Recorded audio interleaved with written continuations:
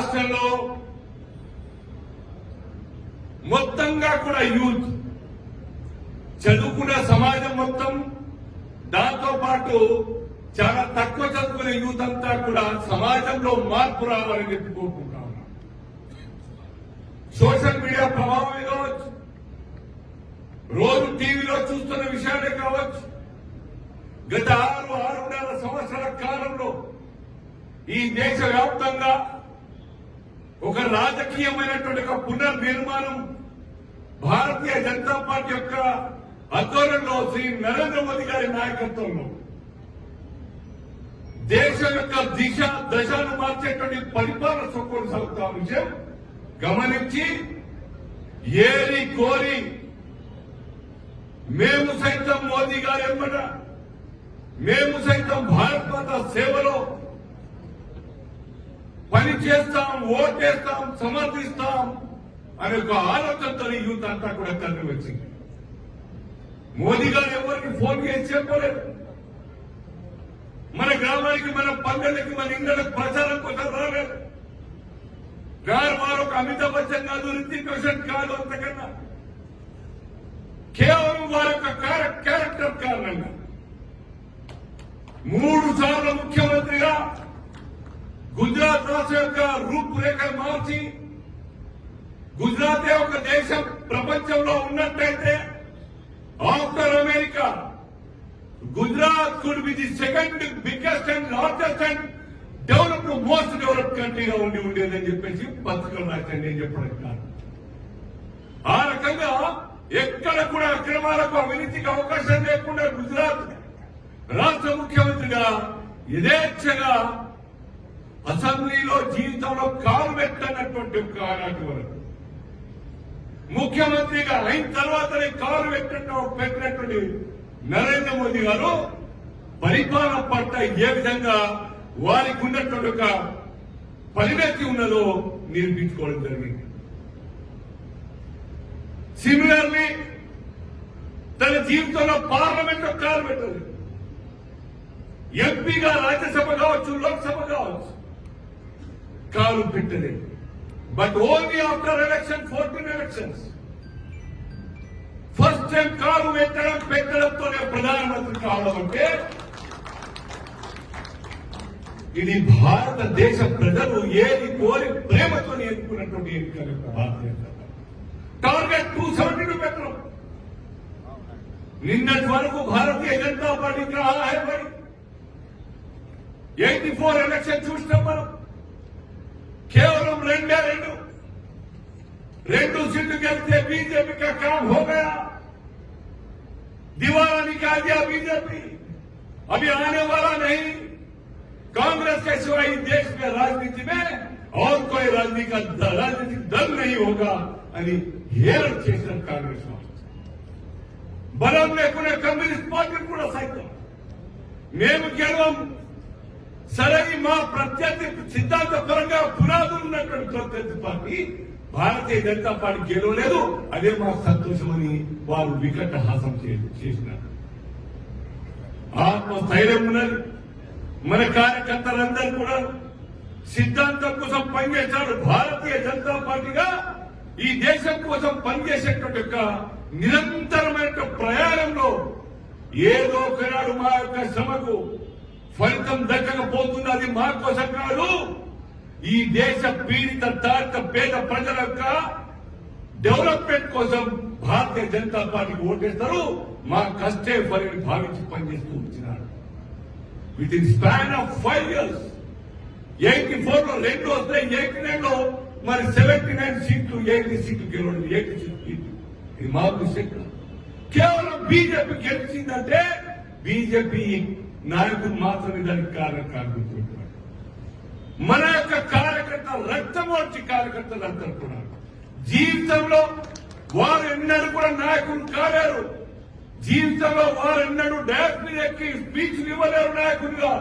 అది తెలిసి పోటీ చేయరు, మేము చెయ్యలేము పోటీ కూడా అని తెలిసి కూడా పార్టీ నిర్మాణం కోసం కష్టపడి పనిచేసిన కార్యకర్తల సమ బలిదానం కారణంగా ఈరోజు పార్టీ ఇంత పెద్ద తయారైంది. ఇది కేవలం మన మాత్రమే, భారతీయ జనతా పార్టీకి మాత్రమే సాధ్యమవుతుంది. లేకుంటే కాంగ్రెస్ పార్టీతోనో లేకుంటే ఇవాళ సోకాలు ఉన్నటువంటి ఒక టీఆర్ఎస్ పార్టీ లాంటి డబ్బులే పరమావధిగా పెట్టుకొని నోట్ల కట్టం చల్లి ఓట్లు కొనుక్కొని సీటునే కూర్చొని కోర్టు సంపాదించే కల్చర్ పార్టీ మనది కాదు. డబ్బులతోని పోటీ పడలేమని చెప్పేసి తెలిసి కూడా కష్టపడతా ఉన్నారు కార్యకర్తలు. What is the reason behind it? Dubbaka elections అక్షరాశ తక్కువ. హైదరాబాద్ తో ఆమె దూరం 50 కిలోమీటర్ల దూరం. భారతీయ జనతా పార్టీ పెద్ద పునాదులు లేవు.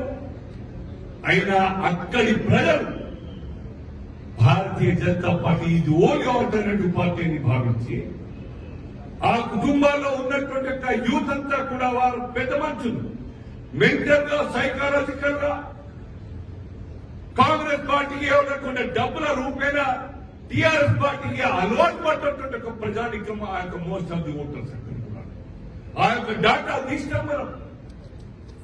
సుమారుగా 1,65,000 యొక్క సభ్యులకు ఏదో ఒక రూపేణా అక్కడ డబ్బులు ఇస్తా ఉన్నాయి సర్కార్తో. 1500 రూపాయలు కావచ్చు, 2000 రూపాయలు కావచ్చు, లేకుంటే ఇంకో రకమైన పెన్షన్ కావచ్చు. అనేక రకాలుగా రాష్ట్ర ప్రభుత్వం ద్వారా ఆ యొక్క ఓటర్లకు సర్కార్ యొక్క స్కీములు లబ్ధి పొందుతున్నా భారతీయ జనతా పార్టీ ఓటేసిన ఓట్లు ఈ యొక్క డబ్బులు నీవి కావు, మీ ఆస్తి మీ ఇవ్వట్లేదు మాకు. మా శ్రమ ద్వారా మేము సర్కార్ చెల్లిస్తున్నట్టు ఒక ట్యాక్స్ రూపేణా సర్కార్ బడ్జెట్ నిండుతా ఉన్నది. నీవు నీ ఆశ కోసం డబ్బులు పంచి ఓట్లు తీసుకునే ఒక నాటకం చేస్తున్నావే, ఆ నాటకంలో కూడా నిజాయితీ లేదు. నీ కుటుంబమే ఖజానా నింపేటటువంటి నిజాయితీ అవినీతి ఉన్నది. కాబట్టి నీకు ఓటేమో కేవలం బీజేపీ ఓటేస్తామని చెప్పి ఓటేసినాను. Next Hyderabad, we had only 4 corporators in Hyderabad GHM. ఊహిస్తామా అండి? అక్కడ 2 జాకే 270 దాటినాం మనం. ఇవాళ 303. అలాగే 4 మాత్రమే ఉండే హైదరాబాద్ నగరపాలికలో. చిన్న అమ్మాయి ఓటు బహుశా ఫస్ట్ టైం వేసి ఉండవచ్చు ఒకటేసారి అమ్మాయి. ఆ అమ్మాయి పేరు కవాలి కూడా రచన అనుకుంటారు. అమ్మాయి పేరు రచన. 21 ఇయర్స్ ఓడింది ఆ పార్క్ ప్రాంతం నుంచి. నానా చిన్న టెంట్ హౌస్, గరీబ్ సంఘ కార్యకర్త, బీజేపీ కార్యకర్త, మహిళా రిజర్వేషన్ అయిపోయింది. కాబట్టి నేనైతే చేయలేను, నా మిసెస్ చేయలేదు, నా కూతురు నిలబెడతామని చెప్పి పార్టీ వాళ్ళు టికెట్ ఇస్తే డబ్బులు లేకుండా అక్కడ కూడా భారతీయ జనతా పార్టీ గెలిచింది. ఇది కేవలం మన కార్యకర్తలకు శ్రమ కారణం, పార్టీ సిద్ధాంతం కారణమే, కేంద్రంలో ఉన్నటువంటి సర్కార్ ఇమాందార్ సర్కార్ కారణంగా ఈ యొక్క రాష్ట్ర దేశంలో ఇంతవరకు దుర్విపెట్టిన ఎక్కడ ఒక అవినీతి మచ్చకరం ఉండేది. పప్పు రాహుల్ గాంధీ ఏ విధంగా బలం చేసే ప్రయత్నం చేస్తున్నారు, హౌస్ లో మాట్లాడినారు, విదేశాల్లో పోయి మాట్లాడినారు. మోదీ గారి యొక్క అభివృద్ధి గురించి మాట్లాడే ప్రయత్నం విఫలతం చెంది ఈ యొక్క దేశ రాజకీయాల్లోనే బిజినెస్ కట్టుకుని మళ్ళీ ఇటలీకి పోయేటువంటి పరిస్థితి వచ్చింది. ఫెయిల్ అయిపోయాయి అలిగేషన్స్. ఈ రకంగా కమ్యూనిస్టులు కావచ్చు, కాంగ్రెస్ కు కావచ్చు, మిగతా నాన్ బీజేపీకి వ్యతిరేకంగా ఉన్నటువంటి పొలిటికల్ పార్టీస్ అన్ని కూడా వింటున్నారా ఇవాళ నోటికి గుడ్డ కట్టుకొని మాట్లాడే పరిస్థితి ఇవాళ రాజకీయాల్లో ఉన్నది. కారణం we are not giving any scope any political party any individuals అవినీతి గురించి, అక్రమాల గురించి ఏ మాత్రం కూడా దానికి అంచునపోకుండా మన దేశ ప్రభుత్వం, జాతీయ ప్రభుత్వం మోదీ గారి నాయకత్వం అవుతారు. కాబట్టి సబ్కా సాత్ సబ్కా వికాస్ అనే ఆలోచన ఇవాళ కొత్తని మనం మాట్లాడేది కాదు మిత్రులారా. మనం నేర్చుకునే మా పూర్వ పరంపర చాణక్య నుంచి పడితే శివాజీ దాకా ఏదైతే ఆలోచన సర్వే జన సుఖినో భవంతు అనే ఆలోచన ఇవాళ కొత్తగా మనం నేర్చుకునేది కాదు, మోదీ గారు కొత్తగా చెప్పింది కాదు. మన పూర్వీకులు సనాతనంగా వస్తున్నటువంటి పరంపరను ఆదర్శంగా తీసుకొని దేశ శ్రేయస్సు కోసం, ప్రజల డెవలప్మెంట్ కోసం అందరూ సమానమే, నా కులం, నా మతం, నా మజహబ్ ఏమీ లేకుండా అందరూ సమానమైన ఒక ఆలోచనతో మనం పరిపాలిస్తున్నాం కాబట్టి కశ్మీర్ రాష్ట్రం కూడా हम भी आपके साथ हैं చెప్పడం ఇది ఊహిస్తాం. 99.99% అక్కడ వ్యాలీలో హిందూ ఓటులు, మొత్తం కూడా ముస్లిం ఓట్లు. అక్కడ ముగ్గురు జిల్లా పరిషత్ బీజేపీ చేసి ముస్లిం సోదరులు, అనేక మంది ముస్లిం సోదరులు బీజేపీకి వస్తా ఉన్నారు. అక్కడ కలుస్తున్న చూసి, నాయకత్వం డెవలప్మెంట్ చూసి ఓర్చుకోలేక పాకిస్తాన్ యొక్క ప్రేరేపిత ఉగ్రవాదులు ఆ యొక్క కార్యకర్తని, బీజేపీలో వచ్చిన నాయకులందరినీ కూడా హతమారుస్తా ఉన్నారు. అయినా అంత ఆనండి జైనింగ్స్ ఆగుతున్నాయి. అక్కడ రొటీన్ గా రెగ్యులర్ గా ఏదైతే జైనింగ్స్ అయితే ఉన్నా ఇంకా కొనసాగుతూ ఉన్నాయి బీజేపీ చేస్తారు.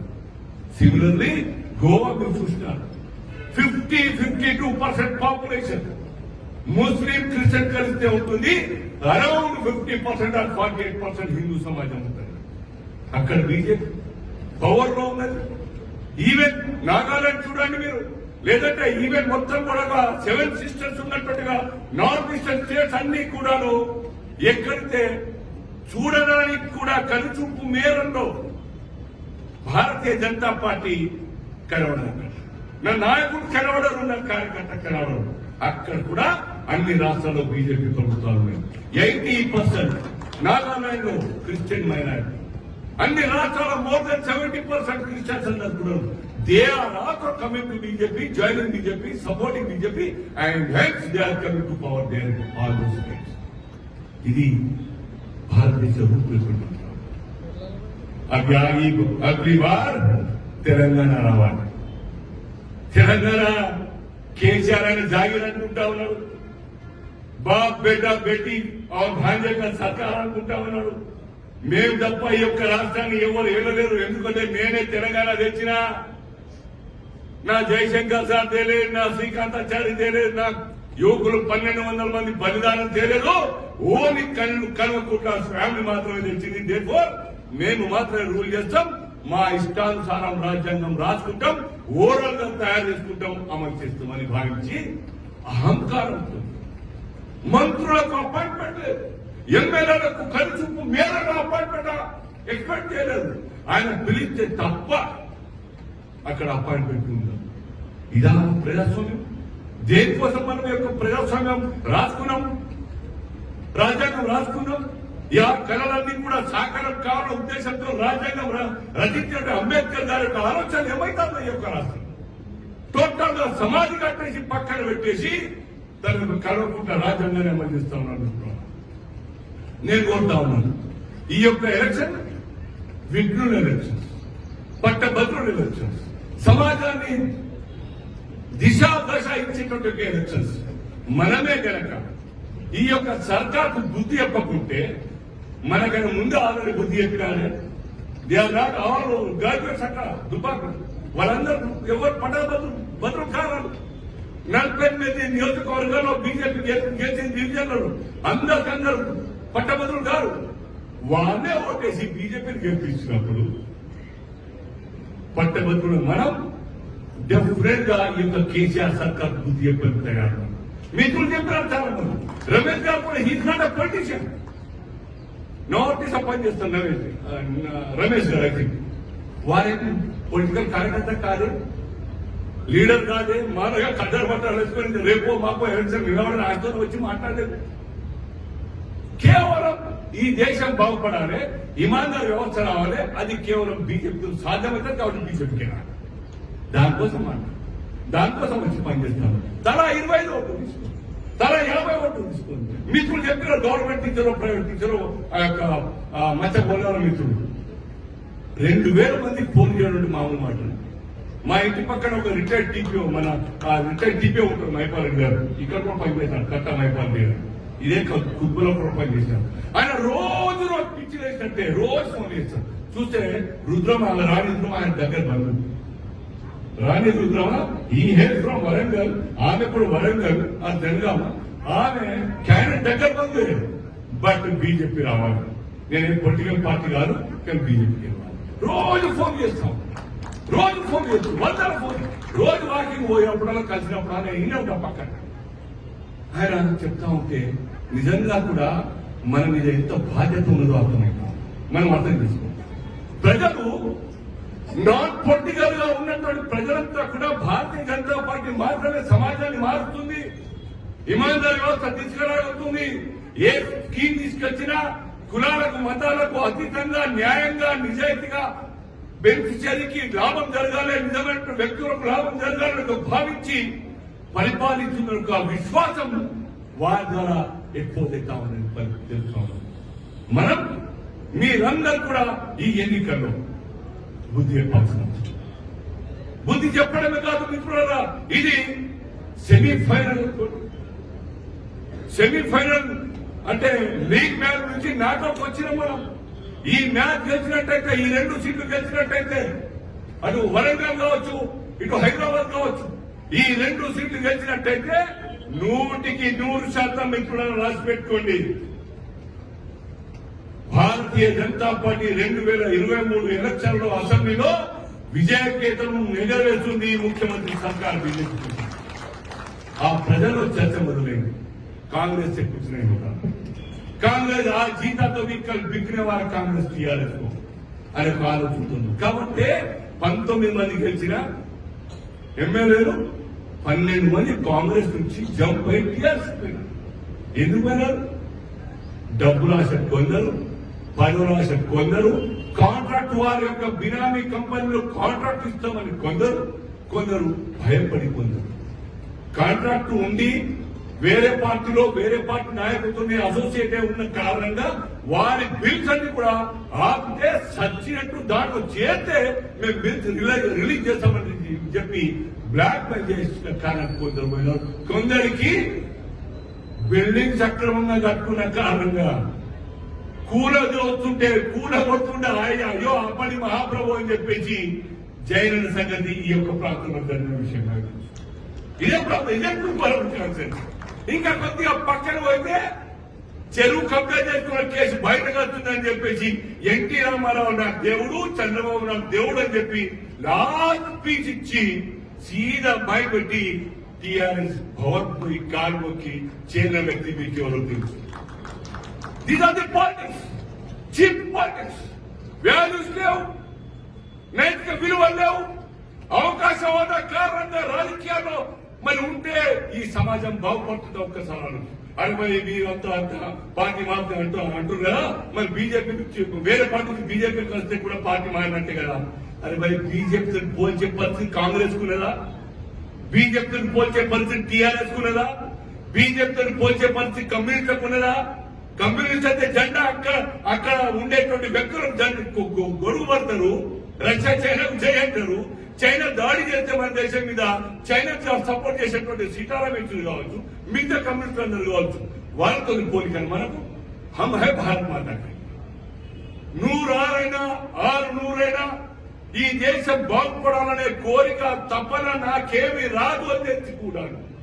భారతీయ జనతా పార్టీ మాత్రమే సర్వతోముఖాభివృద్ధికి ఈ దేశ డెవలప్మెంట్ కోసం ఉంటుందనే భావించి పనిచేస్తున్న కార్యకర్త, పనిచేస్తున్న పార్టీలో ఎవరైనా అవతల నుంచి వస్తే పునీతులు అవుతారు. ఇంతకుముందు శ్రీశైలం గౌడ్ గారు చేరిక సమర్థిస్తూ ఎవరు వచ్చినారని అడిగితే ఇక్కడ ఉన్నటువంటి 70% సోదరులు బీజేపీ చేస్తారు. నేను ఆశ్చర్యపోయినా, నేను ఇంతమంది వేస్తారంటే మామూలు కాదు. మార్పు, ప్రజలు మార్పు వచ్చింది, రాజకీయ నాయకులు మార్పు వచ్చింది. భయ హోగా అవి కాదు దేశ హితం కాదు. పార్టీ కాంగ్రెస్ పార్టీతో పురోభివృద్ధి లేదు, దేశం బాగుపడిన భావించి శ్రీశైలం గారు వచ్చినారు. ఏ గల్లెత్తులో వచ్చినారు. నిన్న కూడా ఒక సురేందర్ రెడ్డి ఆర్డర్ అనుకుంటున్నారు, జీడిపెట్ల 127 128 బ్రహ్మాండమైన జైనింగ్ కడుతున్నాను. పార్టీలో 131 పార్టీలో అనేక చేరికలు వస్తూ ఉన్నాయి. ఇటువంటి తరుణం మీకందరు కూడా కోరుతున్నాను, neutral voters, non BJP voters బీజేపీకి సమర్థిస్తూ బీజేపీ గెలవాలని చెప్పేసి ఎక్స్పోజ్ అయి బయటకు వచ్చి తమకు పనిచేస్తున్నప్పుడు most of you are here BJP కార్యకర్త. మీరు ఆలోచించండి, మనం ఎంతమంది చేయగలం? నేను పొద్దున లేవగానే నా యొక్క ఫోన్ బుక్ లో ఎన్ని పేర్లు గ్రాడ్యుయేట్స్ ఓటర్ లిస్ట్ తీసుకోండి, 20 తీసుకుంటారా, మనసా వాచా కర్మ అనేది పేరు. పోలింగ్ స్టేషన్ దాకా తీసుకెళ్లే బాధ్యత మనదే ఉండాలి. క్యాండిడేట్ ఫోన్ చేయడు, శ్రీశైలం గారు ఫోన్ చేయరు, లేదంటే మల్లారెడ్డి గారు, గిరివర్ధన్ గారు, లేకపోతే భరతసింహారెడ్డి గారు ఫోన్ చేయరు. మనకు మనమే సమాజాన్ని మార్చాలని ఓటేయడానికి సిద్ధమైనప్పుడు మన ద్వారా 10 మంది ఓటు తెప్పిస్తే మీ ఒక్క భూమిక చరిత్రలో ఉంది. 100% గుర్తుపెట్టుకోండి. పివి నరసింహారావు గారు పేరు చెప్పుకొని క్యాండిడేట్ పెట్టినంత మాత్రాన ఈ ఎన్నికల్లో టీఆర్ఎస్ గెలవబోదు. ఏం కోసాలకే మనం గుర్తుపెట్టుకోవాలి. భారతీయ జనతా పార్టీ పట్ల ప్రజలు ఫేవర్ గా ఉన్నారు. భారతీయ జనతా పార్టీ ఉపాధ్యక్షురాలు శ్రీమతి డికే అరుణ గారికి స్వాగతం చప్పట్లతో స్వాగతం పలకాల్సిందిగా. Welcome Aruna garu, welcome.